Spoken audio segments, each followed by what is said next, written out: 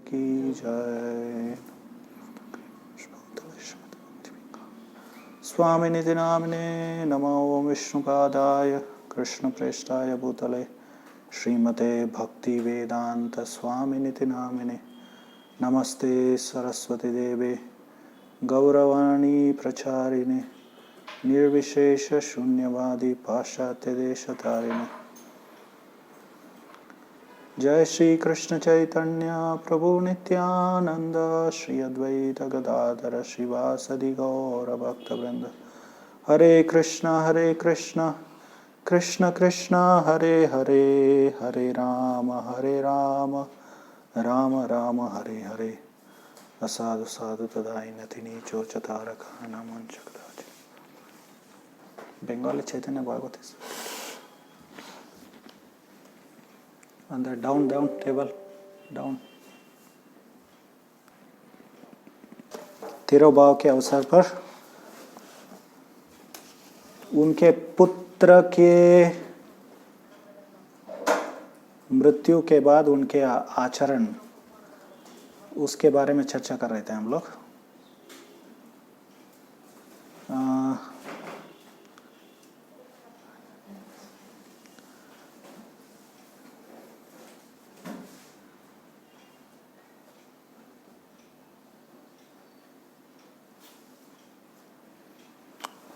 तो यहाँ पर बंगला चैतन्य भागवत जो बंगला भाषा में भक्ति सिद्धांत सरस्वती ठाकुर ने प्रकाशित किया था उनके भाष्य के साथ, तो उस भाष्य का नाम है गौड़ीय भाष्य। तो उस गौड़ीय भाष्य के साथ जो चैतन्य भागवत को प्रकाशित किया, वहाँ पर इन अलग अलग लीलाओं में एक एक अध्याय में अलग अलग विभाग किए गए हैं लीला के अनुसार। तो इस विभाग का नाम शीर्षक क्या बताया है? श्रीवास पुत्रेर परलोक प्राप्ति थे श्रीवासेर आचरण। तो ऐसे यहाँ पर शीर्षक दिया गया, श्रीवास पुत्रेर परलोक प्राप्ति ते श्रीवासेर आचरण।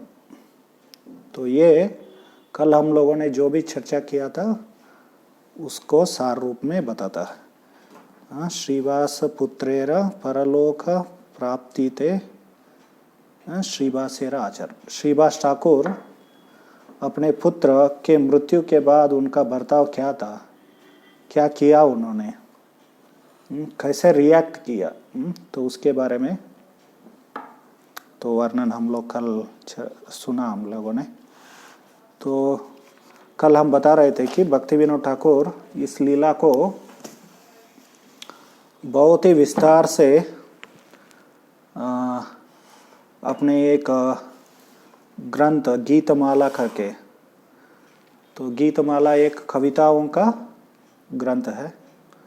उन्होंने कई सारे ऐसे, हम कल बता रहे थे कि कई सारे ऐसे कविताओं का ग्रंथ रचना किया उन्होंने, जैसे शरणागति हो, कल्याण कल्पतरु, तो और ये गीतमाला है, एक और है गीतावली। तो गीतमाला में एक विभाग है, तो मतलब अलग अलग उन्हीं ग्रंथों में अलग अलग विभाग हुआ करते थे। जैसे शरणागति में तो हर एक शरणागति के अंग के लिए उन्होंने कई सारे गीतों को रचना किया। उन्होंने शरणागति का अनुकूल संकल्प, उसके लिए बहुत सारे जो भक्ति के लिए अनुकूल है उन चीज़ों को वर्णन करते करते करते कई सारे गीतों को रचना किया। फिर उसके बाद भक्ति के लिए जो प्रतिकूल है उन चीज़ों को वर्णन करते करते कई सारे गीतों को रचना किया उन्होंने। तो ऐसे बहुत सारे विभाग हुआ करते थे उसमें, उन गीतों के ग्रंथों में। इसमें भी शोक शातन करके एक विभाग है। तो शोक शातन का अर्थ हम लोग कल चर्चा कर रहे थे कि डिस्ट्रॉयर ऑफ लैमेंटेशन, हमारे शोक को नष्ट करने वाला। तो इसमें 13 गीत है। तो ये पूरा जो लीला है श्रीवास ठाकुर का, जो आचरण है उनके पुत्र के मृत्यु के बाद, उसको 13 गीतों में वो वर्णन करते हैं भक्ति विनोद ठाकुर। वैसे तो ये लंबे लंबे गीत है, और उसका उन 13 गीतों का शीर्षक क्या देते हैं, शोक शातन करके देते। तो लंबे लंबे है ये, हम लोग पूरा तो चर्चा नहीं कर पाएंगे। एक दो जो भी होगा आज चर्चा करेंगे, कभी और इनको और चर्चा कर सकते हैं। तो हम सोच रहे थे कि श्रीवास ठाकुर की शिक्षाएं करके एक सेमिनार पूरा इनके बारे में चर्चा कर सकते थे। तो क्या नहीं, तो ये बंगला भाषा में है। बंगला में कुछ गीतों का ग्रंथ लिखा गया है, उन ग्रंथों में ये सब वर्णन है।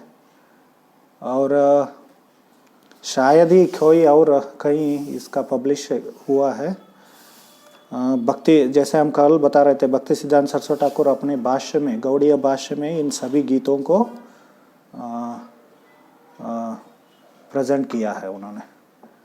तो जब चैतन्य भागवत, वृंदावन दास ठाकुर चैतन्य भागवत में इस लीला का वर्णन कर रहे थे, उन तात्पर्यों में, एक तात्पर्य में पूरा ये सभी 13 गीतों को वो उल्लेख करते हैं। तो अंग्रेजी में है, ये अनुवाद किया गया है अंग्रेजी में, लेकिन अलग से इन गीतों का पब्लिकेशन नहीं हुआ लग रहा है मुझे तो।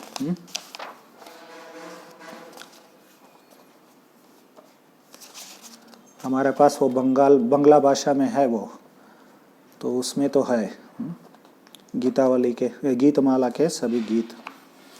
तो हम इसको पढ़ते हैं और चर्चा करेंगे उसके ऊपर। तो बहुत, इनको गा भी सकते हैं हम लोग। प्रदोष समये श्रीवास अंगणे संगोपने गौरमणि, श्रीहरि कीर्तने नाचे नाना रंगे, उटिल मंगल ध्वनि। प्रदोष समय, प्रदोष मतलब शाम के समय में, श्रीवास आंगने संगोपने गौरमणि, श्रीवास आंगन में। और वो श्रीवास आंगन कैसे था, पूरा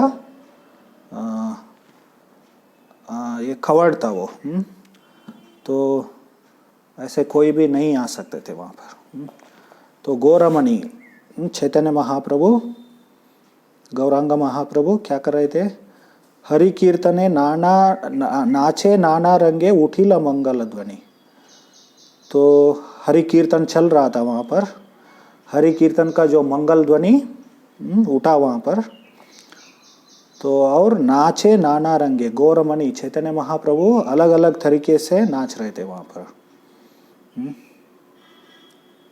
तो ऐसे भक्ति विनोद ठाकुर आरंभ करते हैं इसका, श्रीवास आंगन में जो कीर्तन का वर्णन करते हुए। सो मृदंग मादल बाजे करताल, माजे माजे जयतुर। तो मृदंग बजा रहे थे, बज रहा था, और करताल बज रहे थे।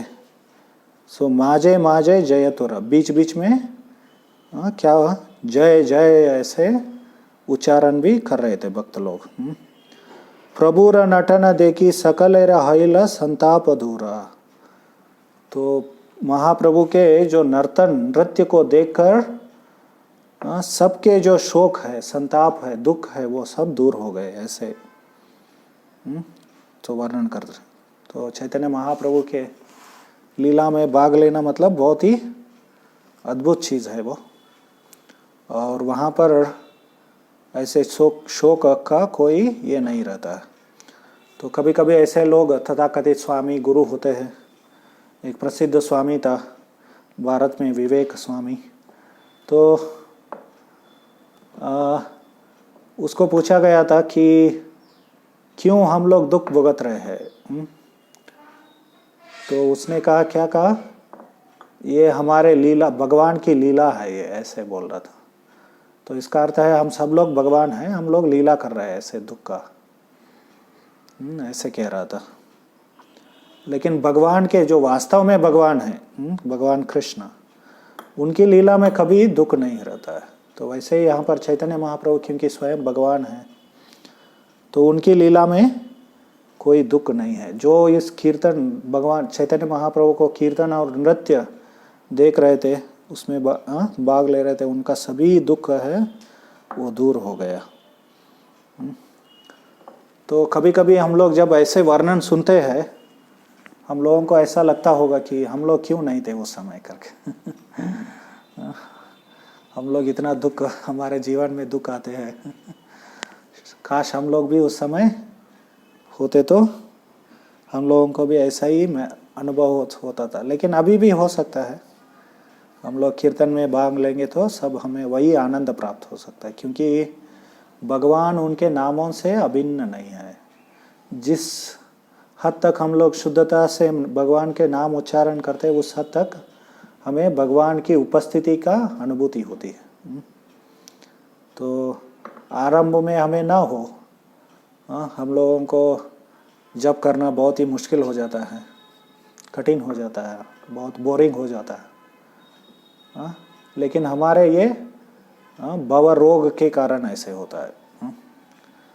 तो रूप गोस्वामी वो उदाहरण देते हैं ना, जब पीलिया का बीमारी होती है तो हम लोग शुगर कैंडी खाते हैं तो भी हमें क्या नहीं होता है, उसका रुचि नहीं, स्वाद नहीं मिलता है, स्वीटनेस नहीं, अनुभूति, स्वीटनेस का अनुभूति नहीं होता। वैसे ही जब हम लोग ये भवरोग में रहते हैं तो वो कृष्ण नाम की जो मधुरता है उसको हम लोग समझ नहीं पाते, उसका अनुभूति नहीं कर पाते। लेकिन जैसे हम लोग शुद्ध होते जाते हैं तो उसका अनुभूति होता है, और स्वयं भगवान का उपस्थिति का अनुभूति होता है। प्रभुपाद जी कहा करते थे, जब हम लोग हरे कृष्ण मंत्र को उच्चारण करते हैं तो जिह्वा के ऊपर राधा कृष्ण नाचते हैं, क्योंकि ये भगवान के नाम और भगवान, उनके बीच में कोई अंतर नहीं है, भिन्नता नहीं है। तो हमारे जीवा क्या हो जाता है, भगवान के रास लीला का स्थान बन जाता, रास स्थली बन जाता।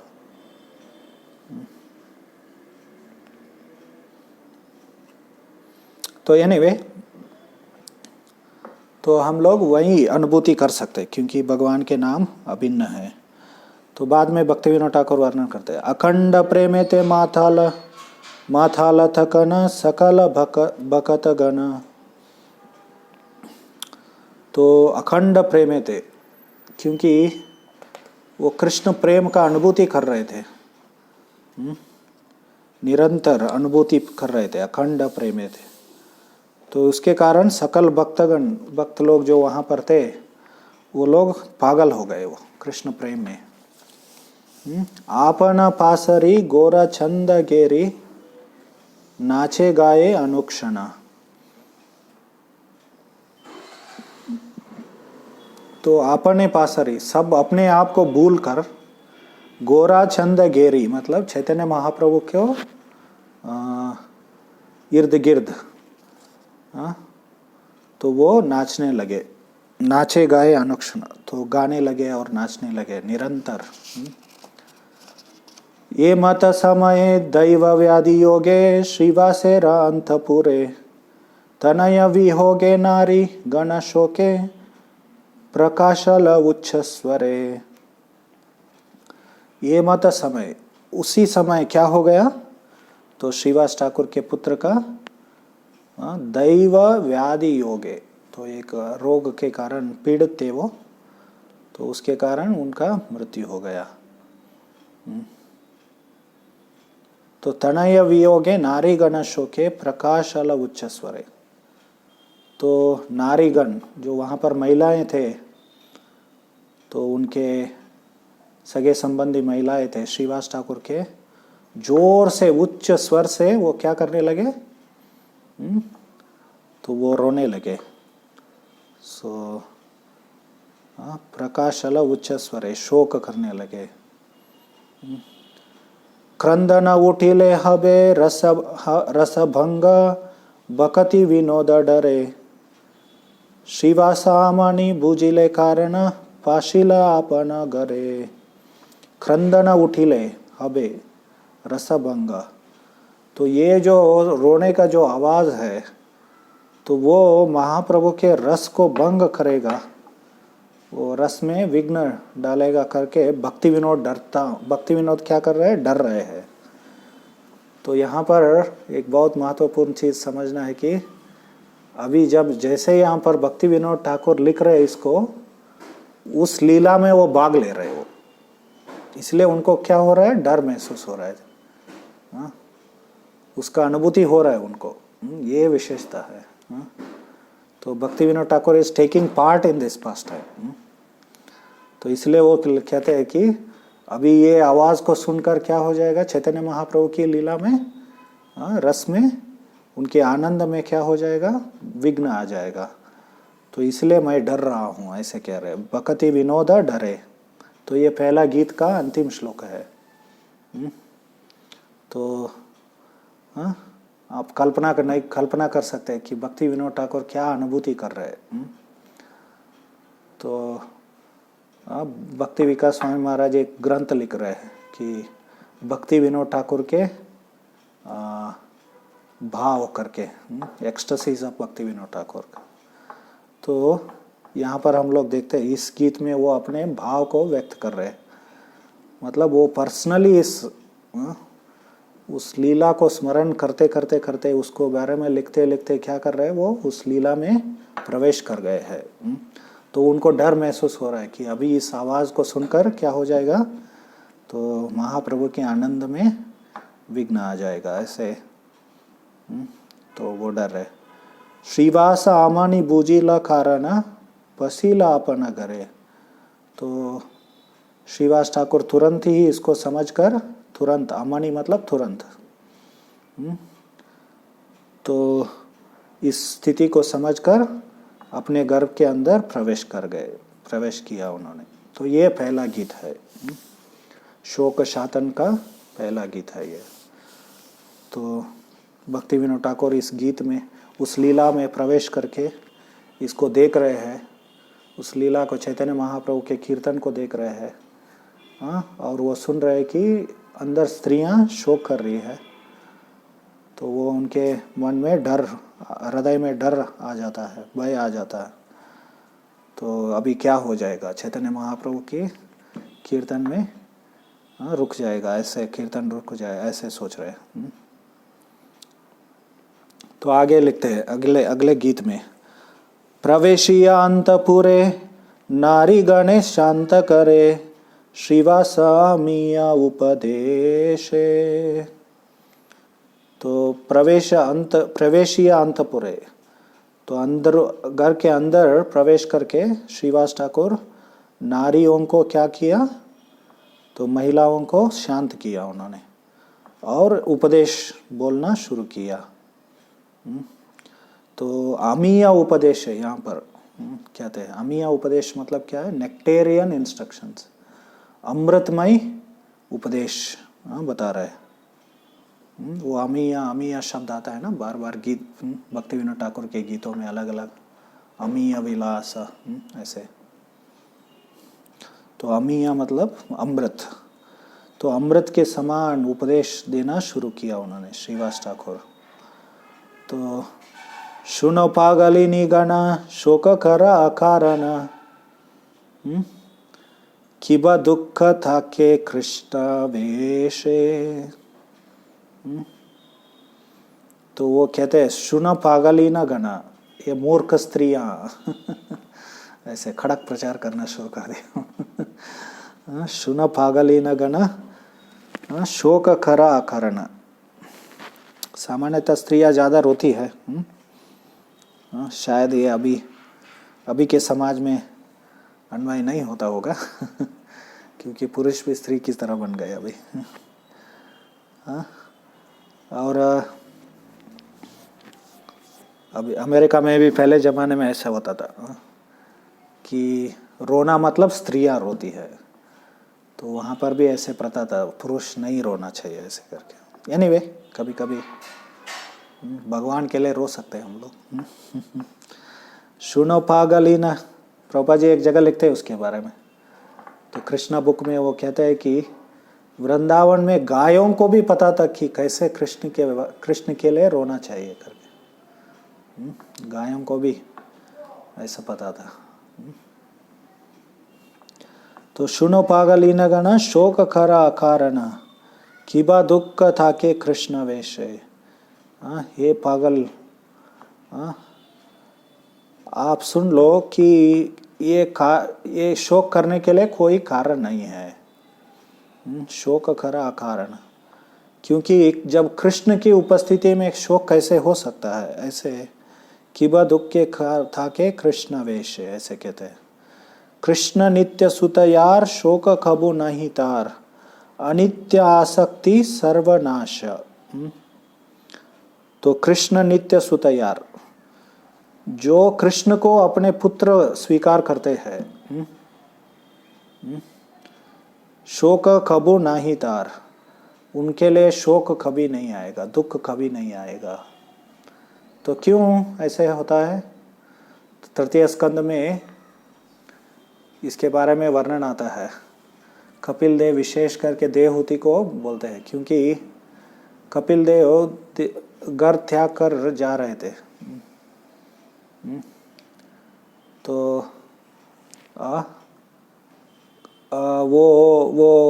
उनको पहले उनको उपदेश दिया उन्होंने, उनके माता को, देवहूति को।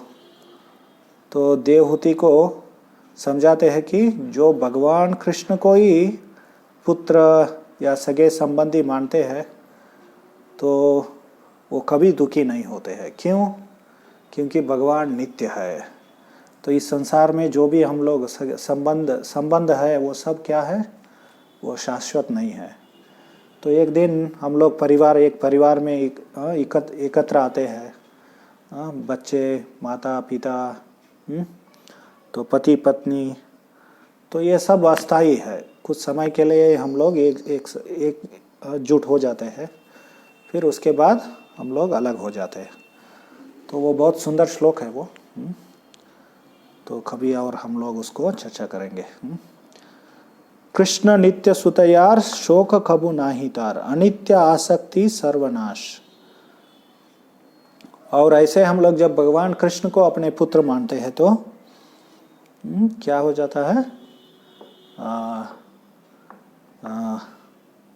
ये सभी जो शोक है, आसक्ति है, वो नष्ट हो जाता है। कभी कभी ऐसा हो जाता है, ब्रह्मचारियों के माता पिता भी हमेशा, वो कितना भी बूढ़े ब्रह्मचारी 10 साल 15 साल 20 साल आश्रम में रहे, फिर भी वो सोचते रहते कभी मेरा बच्चा वापिस आ जाएगा करके। तो एक बार हमारे माता बोल रही थी कि जब मैं मर जाऊंगी तो आप रहेंगे कि नहीं मेरे साथ, ऐसे। तो उस समय हमने उनको समझाया कि मृत्यु के समय में तुम्हें अपना माता पिता या पति बच्चे उनको स्मरण नहीं करना चाहिए, भगवान कृष्ण को स्मरण करना चाहिए। ऐसे तो खुश हो गए वो। तो ऐसे हमें क्या है? भगवान कृष्ण को अपना पुत्र मानना चाहिए। एक्चुअली वो तीसरे स्कंद के कपिल देव के एक श्लोक हम जो बता रहे थे, उस तात्पर्य में प्रभुपाद जी बहुत सुंदर वर्णन करते हैं कि एक चैतन्य महाप्रभु के एक अनुयायी थे, उनको बच्चे नहीं थे। उन्होंने क्या किया?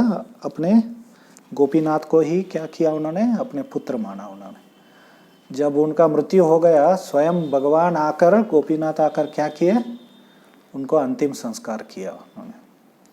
तो ऐसे उल्लेख करते हैं श्रील प्रभुपाद उस घटना को। तो ऐसे भगवान को हम लोग जब हम स्वीकार करेंगे अपना पुत्र और सगे संबंधी, तो वो क्योंकि नित्य है तो कभी दुख नहीं आएगा हमारे जीवन में। तो भौतिक जगत में हम किसी भी चीज़ को हम लोग आसक्त हो जाएंगे तो अंततोगत्वा वो हमें दुख लेकर आएगा। तो उसको हमें याद रखना चाहिए। अनित्य आसक्ति सर्वनाश। आसियाचे ये संसारे कृष्ण भजी बारा थारे नित्य तत्वे करह विलास। तो कृष्ण भजी बा आसियाचे, या इस संसार में आने का उद्देश्य क्या है? कृष्ण भक्ति करने के लिए, कृष्ण को भजन करने, कृष्ण भजन करने के लिए, कृष्ण भजी बारे, कृष्ण की सेवा करने के लिए। तो तब क्या हो जाएगा? नित्य तत्व करह विलास।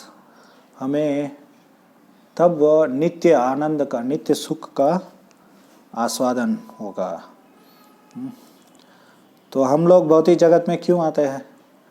तो भौतिक जगत में लोगों का उद्देश्य है भौतिक भोग विलास करने के लिए। तो लेकिन वास्तविक उद्देश्य क्या है? कृष्ण। मतलब जब सृष्टि हुआ तो अन्य जीवों को जब सृष्टि करते हैं, सृष्टि होता है, तो वो जीवन का, इस सृष्टि का जो उद्देश्य है, सृष्टि का उद्देश्य क्या है? हमें फिर से भगवान के धाम वापस जाना, वो उद्देश्य है सृष्टि का उद्देश्य। तो अन्य जीव जाति में, अन्य जातियों में वो उद्देश्य को प्राप्त करना मुश्किल है। तो इसलिए भगवान ये मनुष्य जाति बनाया। तो यहाँ पर वही चीज़ श्रीवास ठाकुर बता रहे कि आशियाचे ये संसारे कृष्ण भजी बारे। इस संसार में आने का, मनुष्य जीवन में आने का उद्देश्य क्या है? कि कृष्ण की सेवा करना। तो जब हम लोग उसमें लग जाते हैं तो हमें नित्य तत्व करह विलास, तो हम लोग शाश्वत आनंद का आस्वादन कर सकते हैं। ये देह यावत् स्थिति करह कृष्ण चंद्रे रति कृष्ण जान धन जन प्राणा। तो जब तक ये हम लोग मनुष्य देह में, इस देह रहता है, तब तक हमें क्या करना चाहिए? कृष्ण के प्रति आकर्षण है, उसको बढ़ाना चाहिए। कृष्ण रति, हमें कृष्ण के प्रति आसक्त रहना चाहिए। तो कृष्ण ही जान धन जन प्राण। तो कृष्ण ही हमारा संपत्ति है, वो हमें जानना चाहिए। कृष्ण ही हमारा प्राण है और हमारा जीवन है, ऐसे कहते हैं। देह अनुगयत बाई बंधु पति सुत अनित्य संबंध बलि माना। तो देह, ये भौतिक देह और देह के संबंधी जो भी लोग हैं, बाई बंधु पति सुत अनित्य संबंध बलि माना। तो ये सब लोग, ये सभी संबंध जो है, या सभी लोग क्या है? वो अनित्य है। तो सुखदेव गोस्वामी भी परीक्षित महाराज को ऐसे बताया उन्होंने। क्योंकि परीक्षित का मृत्यु के समय आ गया था, वो मरने वाले थे 7 दिन में। तो इसलिए तो उनको बताया कि आप भौतिक जगत में किसी का भी आश्रय मत ग्रहण मत करो। तो ये सब क्या है? वो भी मर के जाने वाले हैं। तो जो लोग मर के जाने वाले हैं, जो अनित्य है, उनका आश्रय ग्रहण करके वो अपने आप को ही सहायता नहीं कर पाएंगे, आपको क्या सहायता करेंगे? ऐसे तो वो सुखदेव गोस्वामी बता रहे थे। देहापत्य कलत्रादिषु आत्मसैन्येषु असत्सु अपि पश्यन्नपि तेषां प्रमत्त निधनम पश्यन्नपि न पश्यति। शायद मैं 2 श्लोक मिक्स कर दिया लगता है। एनीवे, तो वो अलग अलग श्लोक है वहाँ पर। तो असत सैन्य देहापत्य कलत्रादिषु, देह, पति, पत्नी, पुत्र, बच्चे, ये सब असत सैन्य है। तो असत सैन्य मतलब जो सेना युद्ध में, जो आप युद्ध कर रहे हो, सेना क्या हो जाएगा? मर के जाने वाला है, सभी सैनिक मर के जाने वाले हैं। तो उनको सहायता से युद्ध करने का क्या फायदा है? ऐसे बता रहे हो। आत्म सैन्येषु असत्सु अपि, ऐसे कहते हैं। तो ये सब अनित्य संबंध बलि माना, ये सब चीज़ यहाँ पर वर्णन हो रहा है। तो ये सब हमें इसलिए हम बता रहे थे। तो ये गीतों का जो शीर्षक है ये शोक शातना, हमारे शोक को नष्ट करने वाला है। तो इनको सुनने से क्या हो जाएगा, शोक नष्ट हो जाएगा। तो पहले ज़माने में भारत में ये सब चीज़ बहुत ही सब लोग हर रोज़ सुनते थे वो लोग, सुबह शाम।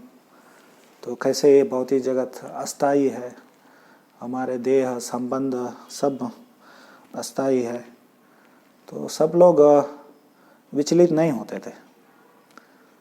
तो एक बार एक वक्त, वो पहले आर्मी में थे, डिफेंस में थे वो, तो कभी कभी वो दूसरे देश में जाकर क्या करते थे, वो युद्ध करने के लिए, कभी कभी ऐसा होता है, एक देश से दूसरे देश सैनिक भेजते हैं वो कुछ शांति स्थापना करने के लिए अलग अलग जगह पर, फीस फोर्स बोलते हैं ना उसको। तो वो दूसरे देश के सैनिकों के साथ वो क्या कर रहे थे, युद्ध लड़ रहे थे। जब कोई मृत्यु हो जाता है वहाँ पर, तो वो दूसरे देश का सैनिक को देखकर वो उनको आश्चर्य हुआ, क्योंकि मतलब दूसरे देश के जो सैनिक थे वो मृत्यु को देखकर पूरा ट्रॉमेटाइज हो गए बोल रहे थे। तो मतलब मृत्यु को देखना उनको मुश्किल हो गया। तो बाद में आके ये बता रहे थे कि ये विशेषता है भारत की संस्कृति का, ऐसे बता रहे थे ये वक्त कि क्योंकि भारत में ये सब ज्ञान है कि भौतिक जगत अस्थायी है, हमारा जीवन ये भौतिक जीवन शाश्वत नहीं है। तो ये ज्ञान होने के कारण लोगों का जो दृष्टिकोण है वो अलग है, बहुत अलग है, ऐसे बता रहे थे। तो बाहर देश में एनीवे ये सब चीज़ यहाँ पर श्रीवास ठाकुर वर्णन कर रहे हैं या भक्ति विनोद ठाकुर वर्णन कर रहे हैं। तो बाद में वो कहते हैं कि खेबाकार पति सुत अनित्य संबंध कृत चालीले राखीते नारे तारे। तो वो कहते हैं कि खेबाकार प्रतिसुत, आपका पति और पुत्र कौन है, ऐसे प्रश्न पूछ रहे हैं उन स्त्रियों को श्रीवास ठाकुर। सो ये सब अनित्य संबंध कृत, ये सब अनित्य है। चाहिले राकीते नारे थारे, हम चाहते हुए भी उनको ज़्यादा दिन हम लोग रख नहीं सकते हैं या इन संबंधों को बना के नहीं रख सकते हैं, ऐसे कहते हैं। तो प्रभुपाद जी को एक बार वो जॉन लेनन और एक वो ना जॉन लेनन वो प्रसिद्ध बीटल ग्रुप में थे ना, वो म्यूज़िक बैंड था। तो प्रभुपाद जी को सहायता किया वो लोगों ने बहुत प्रचार करने के लिए, या हरे कृष्ण मंत्र को बहुत प्रसिद्ध किया उस समय में, वो लेट 60s में, अर्ली 70s में, 1960s और 70s में। सो 60वीं और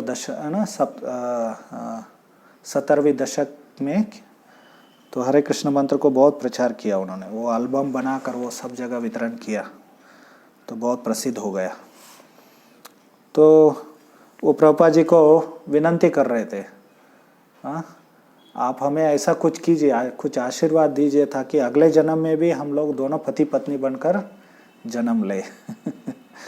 तो लोग साधुओं के गुरु के पास अलग अलग इच्छा लेकर आ जाते हैं, तो उन्होंने भी ऐसा पूछा।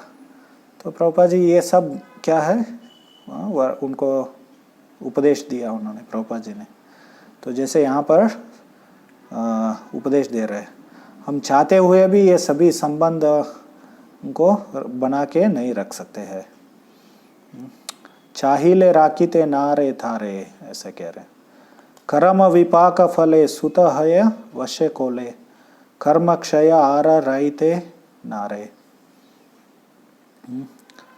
तो कर्म विपाक फले, अपने हमारे कर्म के अनुसार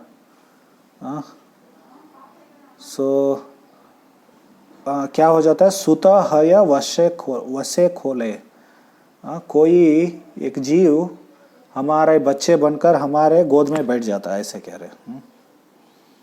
तो कर्म अक्षय आर रायते नारे, एक बार वो कर्म क्या हो जाता है, खत्म हो जाता है तो वो हमारे पास नहीं रहता है, नहीं रह सकता है, ऐसे कह रहे। इते सुख दुख माणी अधोगति लभे प्राणी, कृष्ण पद हईते पड़े दूरे। तो ये भौतिक जगत के जो सुख दुख है अधो, तो उसमें जो पड़ जाता है या उसमें एंटेंगल हो जाता है, तो उससे आसक्त हो जाता है, तो क्या हो गया, तो वो लोग अधोगति प्राप्त करते हैं। और कृष्ण पद हईते पड़े दूरे, कृष्ण को छोड़कर दूर चले जाते हैं वो, ऐसे कहते हैं। शोक संवरी आये बे नामानंदे मज सबे, बकति विनोद वांछा पूरे। तो वो कहते हैं शोक संवरिया, इसलिए आप क्या करो, शोक को नियंत्रण करो, कंट्रोल करो। तो नामानंद मज सबे, तो नाम के रस में, नाम कीर्तन के आनंद में आप लोग मग्न हो जाओ। तो भक्ति विनोद वांछा पूरे, तो जब ऐसे आप लोग करेंगे तो भक्ति विनोद क्या हो जाएगा, उनका इच्छा पूर्ति हो जाएगा। तो यहाँ पर भक्ति विनोद क्या आशा कर रहे हैं, तो वो आशा कर रहे हैं कि सभी लोग नाम रस में डूब जाए और ये शोक जो है उसको नियंत्रण करे। ऐसे भक्ति विनोद ठाकुर, मतलब शुद्ध भक्त क्या चाहते हैं हमसे चाहते हैं कि हम लोग भी इस भव सागर, जो भौतिक जगत के सुख दुख है, उससे मुक्त होकर हम लोग भगवान की भक्ति में मग्न हो जाए। तो ये भौतिक जगत में ये सब, जब तक हम लोग भौतिक जगत में हैं, वो सब आते रहते हैं, उनको हमें नियंत्रण करना है। तो उनको नियंत्रण करके कृष्ण भक्ति में मग्न हो जाना है। तो यही महान आचार्य जो शुद्ध भक्त होते हैं वो चाहते हैं। तो इसलिए यहाँ पर भक्ति विनोद ठाकुर कहते हैं तब मेरे इच्छाएं पूर्ति हो जाएंगे। तो ये महान आचार्यों का करुणा है, वो चाहते हैं कि सभी बद्ध जीव इन भौतिक जगत के द्वंद्व जो है उनसे मुक्त होकर, सुख दुख, शीत उष्ण, तो ऐसे भौतिक जगत के जो द्वंद्व है उससे मुक्त होकर कृष्ण भक्ति में लग जाए, ऐसे वो चाहते हैं। तो जब जीव ऐसे भक्ति में लग जाते हैं तो वो बहुत प्रसन्न हो जाते हैं। तो वो सोचते हैं कि मेरा इच्छा पूर्ति हो गया आज, ऐसे सोचते हैं। तो भक्ति विनोद ठाकुर ऐसे बहुत व्यक्त किया है। तो वो गीतावली में एक सॉन्ग है, उदिलो आरुण पूरब आगे, उसके अंत में क्या लिखते हैं भक्ति विनोद ठाकुर, कि ये मेरा अभिलाषा है, ऐसे वो कहते हैं कि सब लोग नाम रस का आस्वादन करेगा। तो ये दूसरा गीत खत्म हो गया। तीसरा क्या है हम लोग आगे देखेंगे। धन जन देह मर्पण करी आच शुद्ध चित्ते करह स्मरण। तो यहाँ पर धन जन देह गेह, हमारे दो धन है, हमारे जन मतलब परिवार वाले जो है, हमारे शरीर है, हमारे घर जो है, गेह मतलब घर, हमें कृष्ण को पूरी तरह से समर्पण करना चाहिए। तो करी आचा शुद्ध चित्ते करह स्मरण। भक्ति विनोद ठाकुर आरंभ कर रहे, मतलब वो लीला देख रहे वो कि श्रीवास ठाकुर क्या कर रहे हैं उनके परिवार वालों को, तो ये उपदेश दे रहे। तो यहाँ पर श्रीवास ठाकुर क्या कह रहे हैं, धन जन देह गेह कृष्ण समर्पण। कृष्ण निज नील निज खरी आचा शुद्ध चित्त खरय स्मरण। तो आप शुद्ध चित्त में आपको याद रहना चाहिए कि हम लोग क्या किया है, पूरा भगवान को समर्पित किया अपने आप को। हमारे धन जन देह गेह किया है। तबे के न मम सुत बलि कर दुख कृष्ण नील निज जन ताहे तार सुख।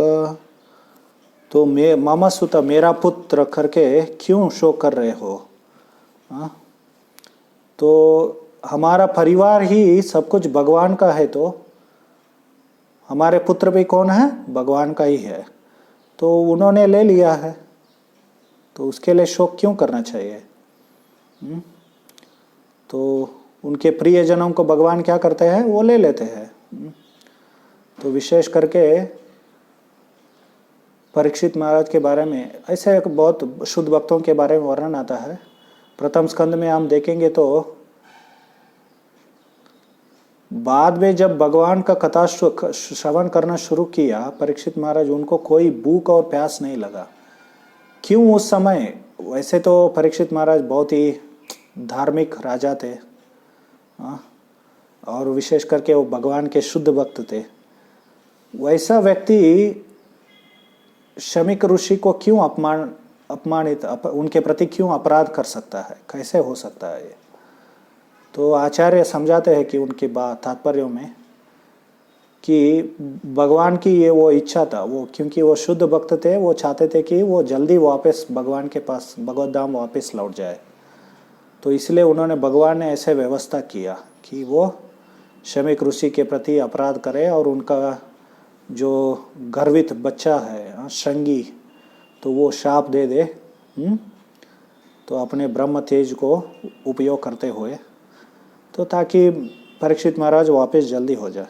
तो यहाँ पर श्रीवास ठाकुर भी ऐसे कह रहे कि तो हमारे जो कुछ भी हमारे परिवार वाले हैं, हमारे घर जो है, हमारे देह है, हमारे धन है, वो सब कुछ भगवान का है। तो आप लोग क्यों शोक कर रहे हो? वो कैसे भी उसको उपयोग कर सकते हैं, वो किसी को बुला सकते हैं, किसी को जीवित रख सकते हैं। तो कृष्ण इच्छा मते सब घटाए घटना ताहे सुख दुख ज्ञान अविद्या कल्पना। तो कहते हैं कि तो कृष्ण इच्छा मते सब घटाए घटना, सब कुछ कैसे चलता है? घटाए घटन मतलब क्या है? ये जो भी घटनाएं होते हैं या सब कुछ जो भी होता है भौतिक जगत में, वो कृष्ण की इच्छा के अनुसार होता है।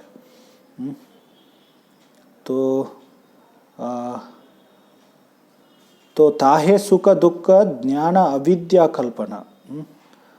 तो वहाँ पर सुख दुख का हम लोग जो अनुभव करते हैं वो सब अविद्या का लक्षण है।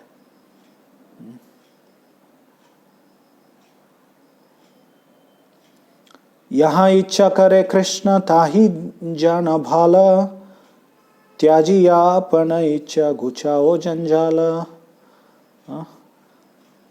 यहाँ इच्छा करे कृष्ण ताही जन भाला, जो कृष्ण की इच्छा को स्वीकार करते हैं तो उनका जीवन क्या हो जाता है? सुधर जाता है, वो सुखी हो जाते हैं, वो अच्छा हो जाता है उनका जीवन। मतलब जब भी ऐसे हमारे जीवन में रिवर्सेस आ जाते हैं तो हमें समझना चाहिए कृष्ण की इच्छा है करके।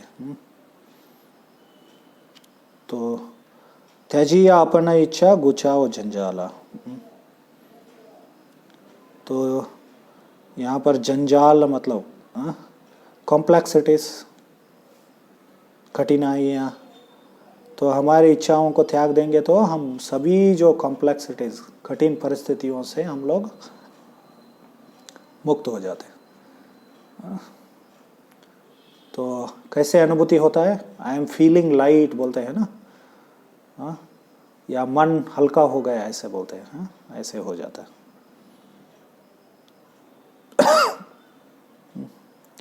क्योंकि कृष्ण को इच्छा को कौन विरोध कर सकता है? क्या हम लोग उसको रिवर्स कर सकते हैं? नहीं ना।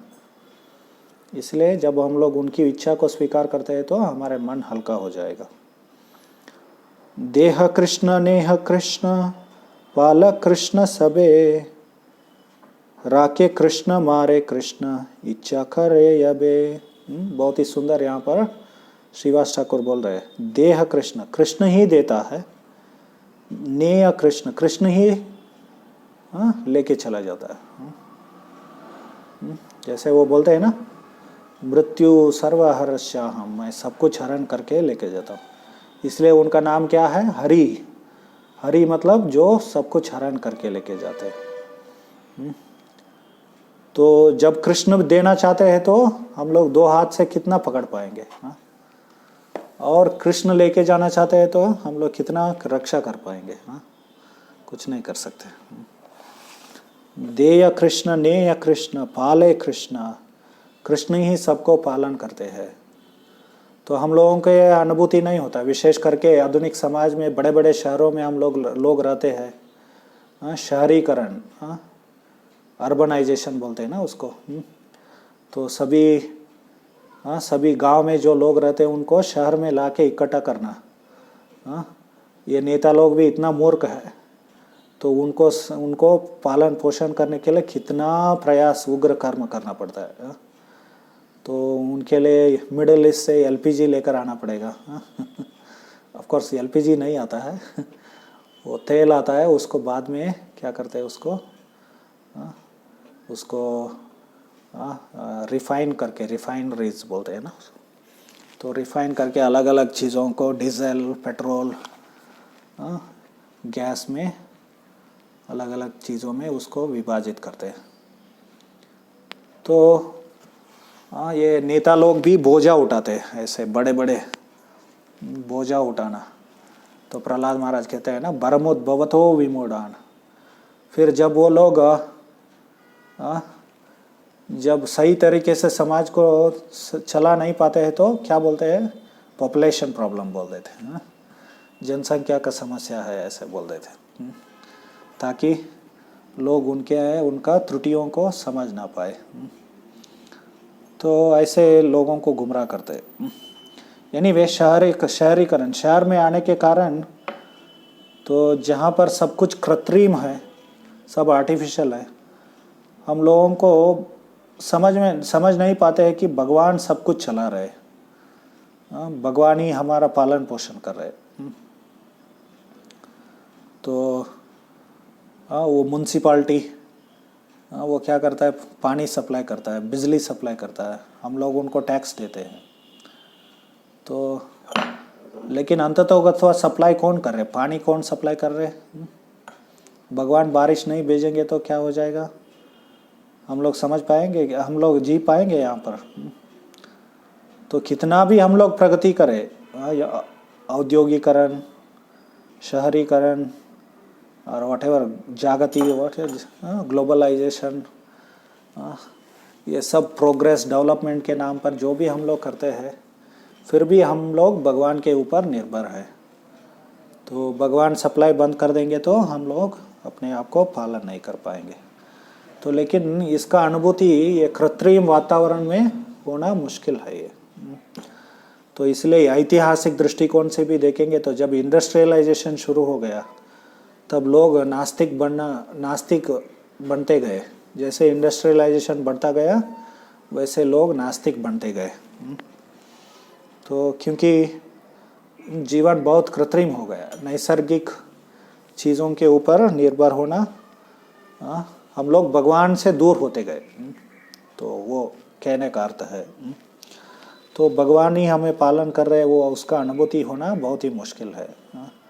कभी कभी ऐसे आ जाता है, हम लोग कृष्ण भक्ति में आ जाते हैं, जप भी करते हैं, दीक्षा भी ले जाते हैं, फिर भी ये हृदय में ऐसे कोई आस्तिकता नहीं आती है, क्योंकि हम लोग ऐसे कृत्रिम वातावरण में रहते हैं। सो हम लोग वो हृदय में जो एथिज्म जो है वो, हम लोग अपने डिग्री के द्वारा या अपने जॉब, अपने इंडस्ट्री, अपने बॉस, अपने कंपनी, तो इसके कारण हम लोग जीवित है, ऐसे सोचते हैं हम लोग। तो कृष्ण हमें पालन पोषण कर रहे हैं, वो हम लोग समझ नहीं पाते। तो ये इसका तो एनीवे यहाँ पर कह रहे पाले कृष्ण सबे, सबको कृष्ण ही पालन करते हैं। राके कृष्ण मारे कृष्ण, इच्छा करे अबे, जब भी कृष्ण इच्छा करते हैं तभी इच्छा करते हैं, तो किसी को वो रक्षा करते हैं, किसी को वो मार भी देते हैं, वो अब उनके इच्छा के अनुसार है वो। तो कृष्ण इच्छा विपरीत ये खरे वासना, तारा इच्छा नहीं पले से पाय यातना।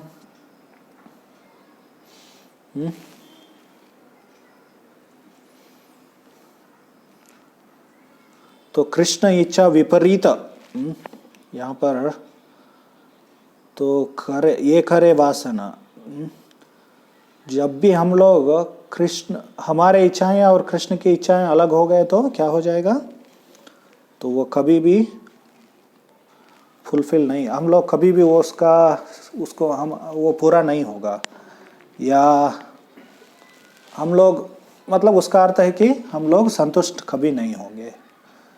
तो जैसे भगवद गीता के आरंभ में अर्जुन का इच्छा था कि मैं युद्ध में नहीं लड़ना चाहिए, लेकिन कृष्ण चाहते थे कि युद्ध में वो लड़ना चाहिए, तो उन दोनों का इच्छा अलग अलग था। लेकिन जब भगवद गीता उन्होंने सुना उसके बाद क्या हो गया, उन दोनों की इच्छा एक समान हो गए। तो एक फिलॉसफी है शुद्धाद्वैत। शुद्धाद्वैत मतलब शुद्ध अवस्था में भगवान और भक्त की इच्छाएं एक हो जाते हैं, one in consciousness, purified oneness बोलते हैं उसको। तो शुद्ध अवस्था में एकता, तो प्यूरिफाइड। ये शंकराचार्य का फिलॉसफी क्या था, केवलाद्वैत था। ये शुद्धाद्वैत ये अलग है, ये वैष्णव फिलॉसफी है। तो आप जानते होंगे 4 संप्रदाय है ना, उसमें रुद्र संप्रदाय, तो ये रुद्र संप्रदाय का फिलॉसफी है। तो उसमें विष्णु स्वामी करके प्रसिद्ध आचार्य, 3 विष्णु स्वामी हुए उनमें, तो उस संप्रदाय में तो पहला विष्णु स्वामी को आदि विष्णु स्वामी कहते हैं। उन्होंने ये शुद्ध अद्वैत तत्व को प्रचार किया उन्होंने। तो वो बहुत 2000 साल पूर्व आए थे वो। जब थे वो जगन्नाथपुरी में, जो भगवान जगन्नाथ बलदेव सुभद्रा है, वो भी बौद्ध आश्रम बन गया था। भगवान जगन्नाथ बलदेव सुभद्रा को निकाल दिया था वो लोग, बौद्ध लोग। तो ये विष्णु स्वामी आकर फिर से उनको स्थापित किए। तो ये 2000 साल पहले की बात है। तो एनीवे उनका फिलॉसफी क्या है, प्यूरिफाइड वननेस। जब शुद्ध अवस्था में रहते हैं तो भगवान और हम लोग चेतना में एक समान एकता होती है। चेतना में एक समान होती मतलब भगवान की इच्छाएं हमारे इच्छाएं एक हो जाते हैं। जैसे भगवद गीता के अंत में अर्जुन की इच्छाएं और कृष्ण की इच्छाएं एक हो गए। तो अर्जुन ने कहा, मैं आप जैसे आपने उपदेश दिया उसके अनुसार मैं क्या करूँगा, मैं कार्य करूँगा, ऐसे बताया। सो नष्ट मोह स्मृतिर्लब्ध्वा त्वत्प्रसादान् मयाच्युत खरिष्ये स्थितस्मि गत संदेह खरिष्ये वचनं तव। या तो ये भगवद गीता का फल है। हमारे मोह नष्ट होना चाहिए, हमारे स्मृति वापस आ जाना चाहिए। स्मृति मतलब बुद्धि, जो ज्ञान है वो फिर से वापस आ जाना चाहिए, या कृष्ण भावना वापस आ जाना चाहिए, क्योंकि वो हृदय में है कृष्ण भावना। तो आपकी कृपा से ये प्राप्त हो गया मुझे, ऐसे कहते, त्वत्प्रसादान् मयाच्युत।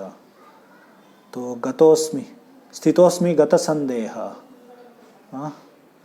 मेरे अभी संदेह जो है, संशय जो है वो नष्ट हो गए हैं। करिष्ये वचनम तव, आपकी इच्छा के अनुसार, वचनों के अनुसार मैं कार्य करूँगा। ऐसे भगवद गीता सुनने के बाद ये हमें फल प्राप्त होना चाहिए। तो ऐसा हो जाता है जब हम लोग भगवद गीता पढ़ते हैं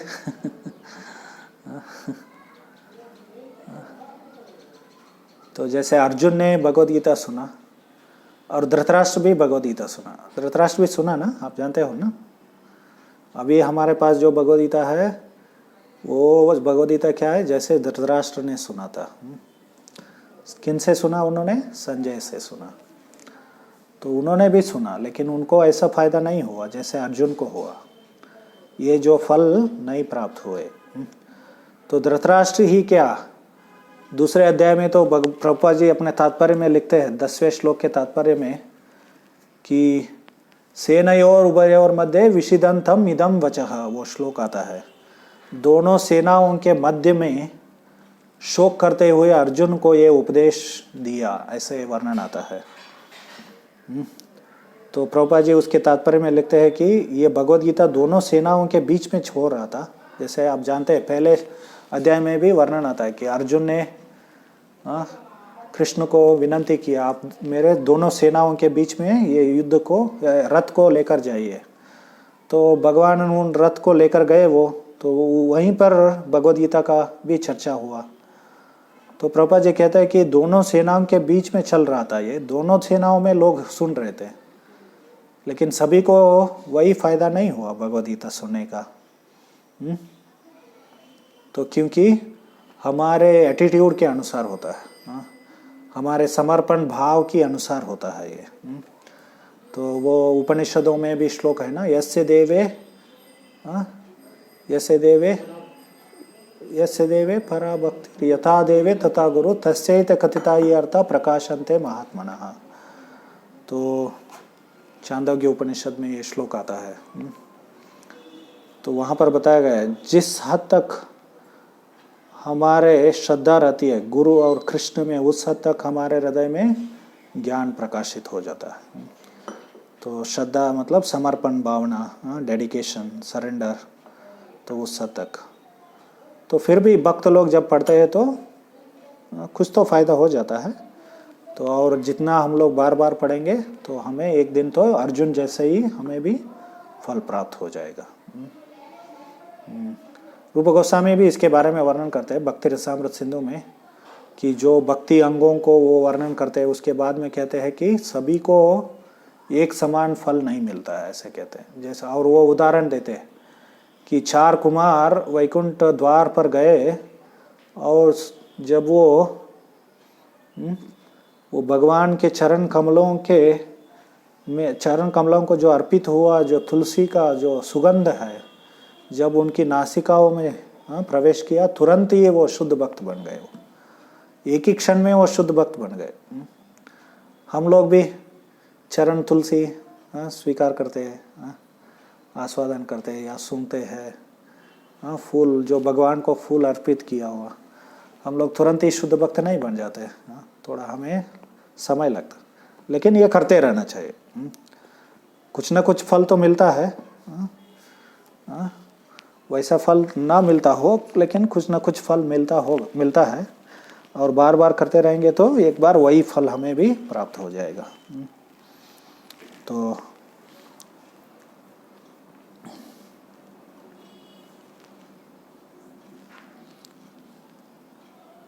एनीवे, कृष्ण इच्छा विपरीत ये करे वासना, तारा इच्छा नाही फले से पाया यातना।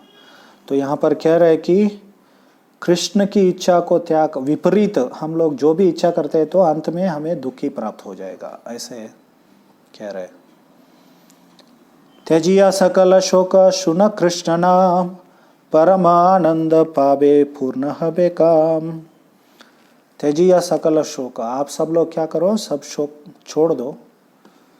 शुन कृष्ण नाम, कृष्ण नाम का श्रवण करो, तो परम आनंद पावे, आपको परम आनंद का अनुभूति होगा, आपकी सभी इच्छाएं पूर्ण होंगे। पावे पूर्ण हबे काम। भक्ति विनोद मागे श्रीवास चरणे, आत्मनिवेदन शक्ति जीवने मरणे। तो भक्ति विनोद मागे श्रीवास चरणे, भक्ति विनोद ठाकुर श्रीवास ठाकुर के चरणों से ये विनंती करते हैं, ये मांगते हैं कि आत्मनिवेदन शक्ति जीवन मरणे, जब तक मैं जीवित हूँ या मृत्यु के समय में भी मैं भगवान को पूरी तरह से समर्पित हूँ, वो समर्पण करने की शक्ति मुझे दे दीजिए, ऐसे श्रीवास ठाकुर से प्रार्थना कर रहे हैं। तो ये हमें भी श्रीवास ठाकुर से प्रार्थना करना चाहिए। समर्पण करना उतना आसान नहीं है, सब कुछ समर्पण करना। तो हम लोग बाहर से बोल सकते हैं हम लोग बहुत शरणागत है करके, लेकिन साथ साथ में हमारे भौतिक इच्छाएं भी रहते हैं। तो ये भौतिक इच्छाएं जो है, भगवद गीता के 7वें अध्याय में वर्णन आता है कि भौतिक इच्छाएं जो है वो हमें भगवान को समर्पित करने में रोकती है। वो they become obstacle in surrendering to Krishna. तो इसलिए 7वें अध्याय में हम लोग देखते हैं ना, वो लोग भगवान को शरणागत जाने से बजाय क्या करते हैं, देवी देवताओं के पास चले जाते हैं। तो क्यों ऐसे करते हैं वो लोग? क्योंकि उनके अंदर काम की इच्छा, भौतिक इच्छा है। कामस्ते से रथज्ञान प्रपद्यन्ते अन्य देवता। तो शरणागति के लिए हमें ये भौतिक इच्छाओं को भी त्यागना चाहिए।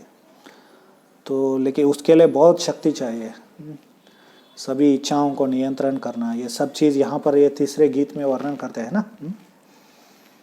तो ये तीसरा है ना गीत या। तो इसलिए भक्ति विनोद ठाकुर श्रीवास ठाकुर के चरणों में ये विनंती, ये इच्छा वो मांग रहे हैं, विनंती कर रहे हैं कि आत्मनिवेदन करने की शक्ति हमें दे दीजिए ऐसे। ठीक है, तो ये 3 गीत है। तो कल अगले गीतों का भी हम लोग चर्चा करेंगे। हरे कृष्ण कृष्ण कृष्ण हरे हरे, हरे राम राम राम हरे हरे। आपका कोई प्रश्न टीका टिप्पणी है?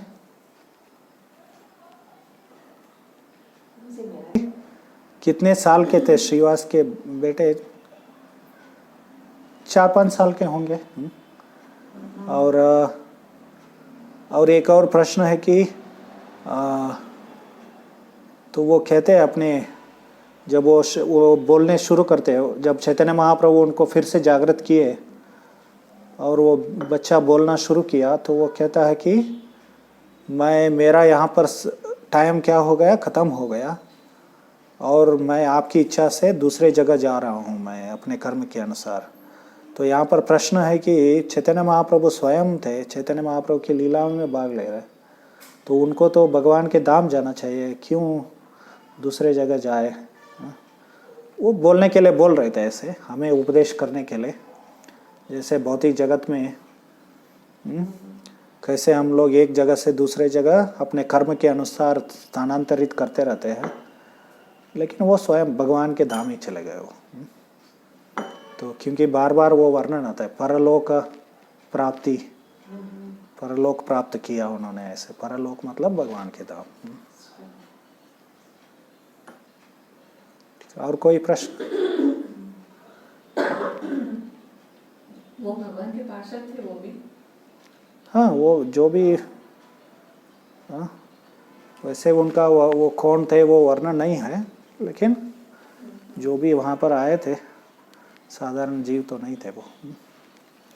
कभी कभी ऐसा भी होता है, साधन सिद्ध भी होते हैं और जो भगवान के साथ, जो भगवान के धाम से आते हैं वो भी रहते नित्य सिद्ध।